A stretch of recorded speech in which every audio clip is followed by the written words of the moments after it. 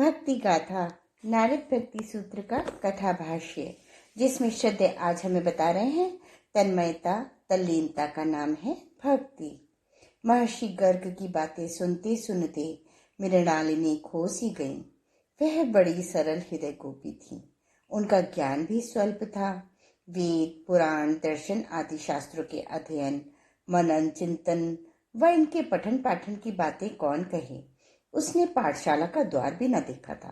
वेद पुराण शास्त्र और इन्हें पढ़ने वाले ब्रह्मचारी गण तथा इनको पढ़ाने वाले आचार्य उसके लिए पूजनीय वंदनीय थे। ऋषि मुनियों एवं विप्र वर्ग के नमन वंदन को वह अपना परम कर्तव्य व परम धर्म मानती थी। बाकी तो वह अपने घर के कामों में व्यस्त रहती थी। दूध दही माखन एवं गायों बछड़ों के साथ ही उसकी दिनचर्या गुंथी हुई थी। हाँ, इस दिनचर्या में इतना अवश्य था कि सारे कामों के बीच उसे कभी भी श्री कृष्ण नहीं भूल पाते थे। कभी तो उनका सांवरा सलोना मुख, कभी उनका मयूर पंखी मुकुट और उनका वंशी वादन उन्हें याद आ जाते। चाहे अनचाहे श्री कृष्ण उनकी जीवन चेतना में रचे बसे थे, लेकिन इसे वह अपनी कोई विशेषता या खासियत नहीं मानती थी, क्योंकि ब्रज की प्रत्येक गोप गोपी की लगभग यही स्थिति थी। इतना जरूर था कि उसे अपनी इस विचित्र व अटपटी दशा में बड़ा ही सुकून सुख व शांति मिलती थी। अपनी इस दशा को वह सही ढंग से परिभाषित नहीं कर पाती थी। अभी जबकि महर्षि गर्ग उससे बातें कर रहे थे, तब भी उसकी भाव दशा कुछ ऐसी ही थी। उसके सुंदर सौम्य समोले सलोने मुख पर एक बड़ी अलौकिक प्रभा छाई हुई थी। उसका मन शांत था। होठों पर मंद व मधुर मुस्कान थी। उसे देखकर कुछ ऐसा लग रहा था जैसे कि वह अपने अंतर मन में श्री कृष्ण की झांकी निहार रही हो।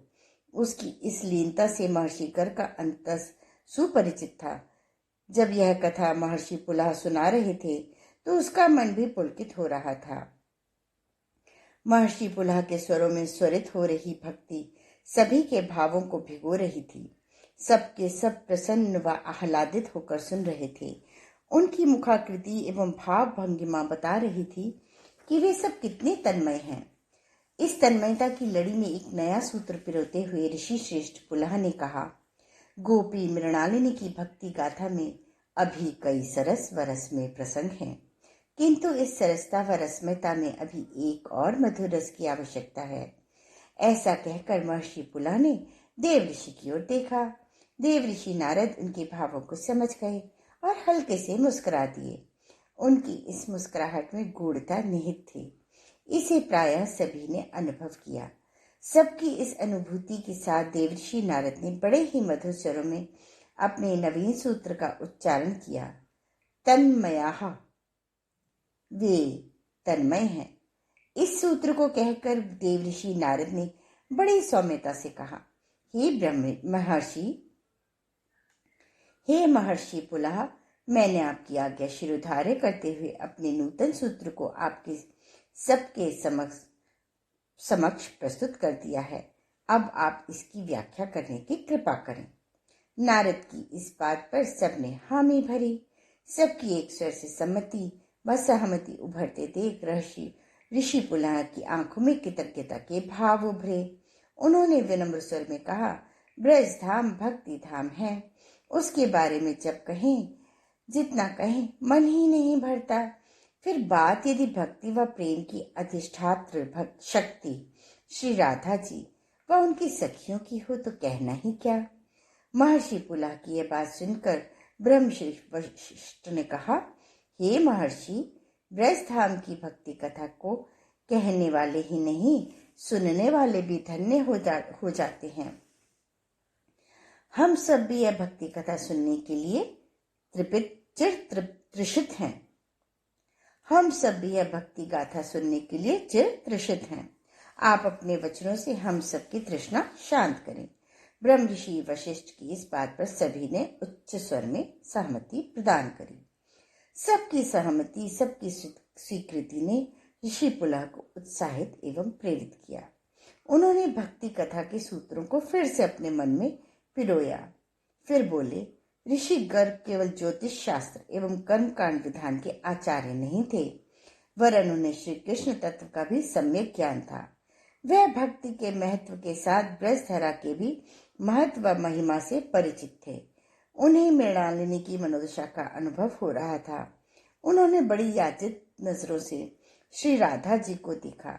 दरअसल वह चाहते थे कि राधा जी इस पर कुछ कहें। श्री राधा जी का बाह्य रूप भले ही ब्रज की गोपी का हो, परंतु यथार्थ तो वह परात्पर ब्रह्म पूर्ण पुरुष भगवान श्री कृष्ण की आह्लादिनी शक्ति थी। भक्ति के सत्य से सुपरिचित भला उनसे अधिक और कौन हो सकता है। उन्होंने मुस्कुराकर गर्गाचार्य की ओर देखा। उनकी इस मुस्कान में भुवन मोहिनी शक्ति के साथ मातृत्व का वात्सल्य भी था, जिसे महर्षि गर्ग ने अपनी अंतर चेतना की अतल गहराइयों में अनुभव किया। जब वे अपनी इस अनुभूति में को गहरा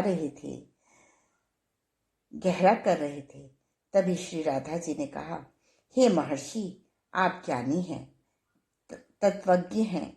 आपने शास्त्रों का सम्यक रीति से अध्ययन किया है। मैं ठहरी ब्रज की साधारण गोपी। मैं तो बस इतना जानती हूँ कि भगवान के किसी भी स्वरूप का चिंतन 4 तरह से ही संभव है।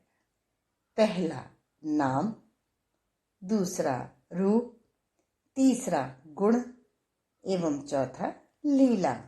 नाम से होता है सामान्य परिचय, जो एक स्वाभाविक जिज्ञासा को जन्म देता है। यह जिज्ञासा प्रखर होने पर रूप या प्रत्यक्षीकरण कराती है। बाद में जब रूप में अनुराग होता है तो अपने आप ही उनके गुणों से परिचय होने लगता है, और तब नाम, रूप व गुण मिलकर लीला में समाहित हो जाते हैं। इन चारों में से किसी एक को एक दूसरे से पूरी तरह से अलग नहीं किया जा सकता, क्योंकि जहाँ एक होता है वहाँ दूसरे का होना बड़ा सहज व स्वाभाविक है। इनमें से किसी एक का स्मरण बरबस ही दूसरे की याद दिला देता है, और जब यह याद अंतर्भावों में, अंतर चेतना में खुलने लगती है, तो स्वाभाविक ही उस सत्य का तत्व स्पष्ट हो जाता है। श्री राधा जी की इन बातों को महर्षि गर्ग बड़ी ध्यान लीनता से सुन रहे थे। वे इस बात पर सम्मोहित व मुग्ध थे कि श्री राधा जी ने कितनी सरलता व सहजता से भक्ति के सत्य को स्पष्ट कर दिया। गर्गाचार्य जब यह चिंतन कर रहे थे तो श्री राधा जी ने मंद स्मित के साथ कहा, हे महर्षि, मेरा स्वयं का अनुभव तो यही कहता है कि श्री कृष्ण के नाम, रूप, गुण अथवा उनकी लीला पर किसी भी ढंग से सोचा जाए, उनमें तन्मय हुआ जाए, यह तन्मयता इनके तत्व का बोध करा देती है, उनके परात्पर स्वरूप को प्रकट कर देती है। श्री राधा जी की इन बातों का श्रवण करते करते गोपी मृणालिनी की चेतना बहुमुखी हुई। उसने श्री राधिका की ओर देखा और फिर प्रणाम की मुद्रा में हाथ जोड़ दिए। उसे इस तरह से हाथ जोड़ती हुई देखकर श्री राधा पहले तो चौंकी, फिर हंसते हुए बोली, अरे तुझे क्या हुआ? उनके इस प्रश्न के जवाब में वह बोली, सचमुच तन्मयता की बड़ी महिमा है।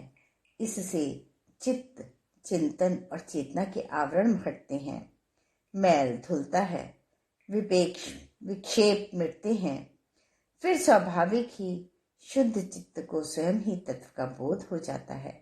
प्रभु के नाम, रूप, गुण, लीला में तन्मयता, प्रेम व भक्ति के साथ तत्व ज्ञान का भी पथ प्रकाशित करती है। एक सामान्य गोपी के मुंह से ऐसी गूढ़ बातें सुनकर महर्षि गर्ग चकित हुए और श्री राधा जी मुस्कुरा उठी। आज की स्वाध्याय का क्रम यही समाप्त होता है। अगले क्रम में श्रद्धे हमें बताएंगे बड़ा व्यापक है भक्ति का प्रभाव। धन्यवाद।